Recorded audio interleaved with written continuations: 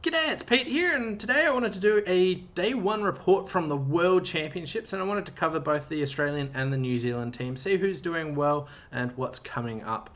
So, first of all, for BBO, there's two teams on today. The Australian mixed team is on the first set, which is 11 o'clock local time for Wuhan, which is similar to Perth time. So it is 1 p.m. in Australia and 3 p.m. over in New Zealand. The second match that's on is the Australian women's team. They're playing against Japan. That's on at 2:30 local time, so 4:30 over in the eastern states and 6:30 over in New Zealand. Anyway, let's jump in. I'll show you how to check out the results. I'll show you a good hand at the end, and we'll look at which teams are actually doing really, really well. So here, the easiest way I've found is to go to abf.com.au, and then you just scroll down and World Bridge Teams and just click Participants and Results. And it'll take you here, and then you just want to click Results up here. And then you can check out running scores for the Bermuda Bowl, which is the Open, the Venice Cup, which is the women's, the Dorsey Trophy, which is the seniors, and then there's the mixed team, so you can check them all out. We've played day one, so we've finished round 3, going into round 4. But let's check out who's doing really well. And kicking it off, the Australian mixed team has started off sensationally. We are up in second place. Also doing really, really well is the Australian Open team. They're in 4th place after day 1. And in the Venice Cup, the women's team, New Zealand is also in 4th place. So those 3 teams are doing sensationally. We'll dive in and have a closer look at some of the results that actually happened. So in the Open, Australia had 2 big wins against both Bangladesh and Guadeloupe, and then they had 1 imp loss to Italy, so basically a draw. Italy was a sensational team, so that's another fantastic result. New Zealand Open had a much tougher day. They played Indonesia, which they won by 7, and then had losses to both Sweden and USA. Sweden's topping the ladder. USA is just a sensational team with Mextroff and Rodwell and those kinds of guys. So tough day for the New Zealand Open team.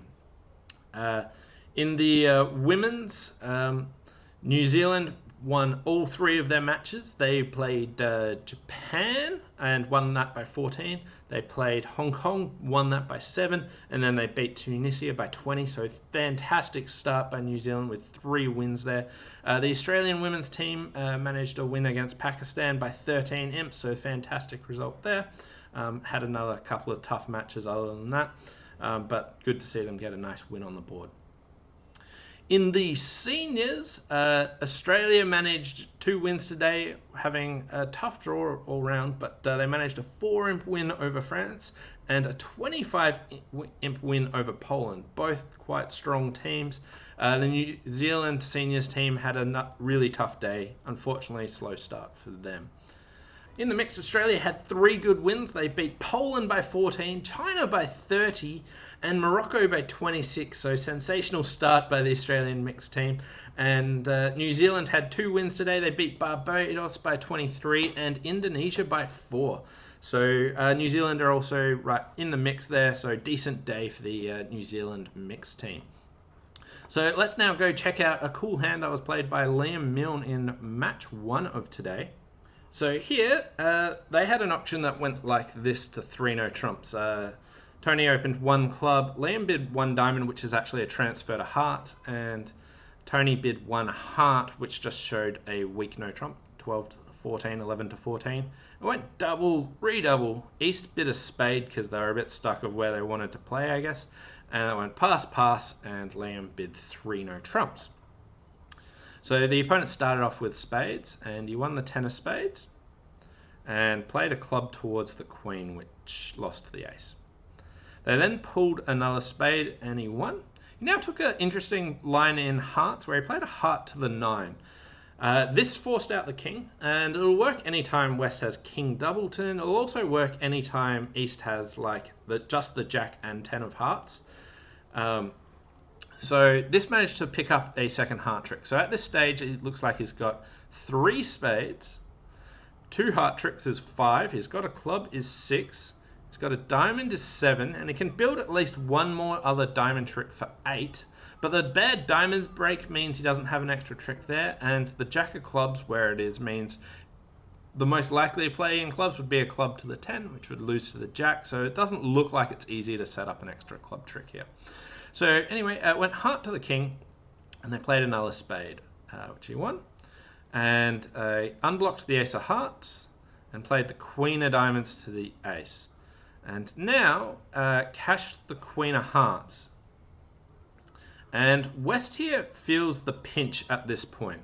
So they have a few different options. So if they pitch a spade, then Liam can just play a diamond to the jack and then exit a diamond, and West will have to lead away from their jack X of clubs into the king 10, which will mean that they get the last 2 tricks with clubs. So a spade discards out for that reason. If they discard a club, then Liam can play a club to the king and drop the jack, which will set up his 10. That is probably my favorite option because it means Liam actually has to at least pick the situation that the jack is dropping there. So my preference here is discarding a club, but it still doesn't lead to success. It does put more pressure on the declarer there. The other option of discarding a diamond, then Liam can just play diamond to the jack and just set up an extra diamond trick. So here they chose the diamond route, but this is in retrospect my favorite line because of what it allows Liam to actually play for, which is the beer card. So here it went diamond to the jack, and then he played another diamond. West won and cashed a spade. Now he could have just ditched his diamond and taken the end play for the extra trick with the king 10 of clubs, but knowing that he wanted that beer card, he pitched the heart and held on to the 7 of diamonds. The opponents led a club and a nice beer card to wrap up a nicely played 3 no trumps. Another important point about this hand was this one came on the back of what was probably a bad score previously. And I know lots of players, when they have a bad score, try and compound it or aren't fully focused here. But what I really wanted to highlight here is sensational play here following a board that wasn't going to score well for them. So Liam really refocused, played it really well, and got right back on track, and a well-deserved 11-imp win to Australia there. Anyway, thanks all for watching. Hope you enjoyed this Day 1 report, and we'll see you tomorrow. Bye for now.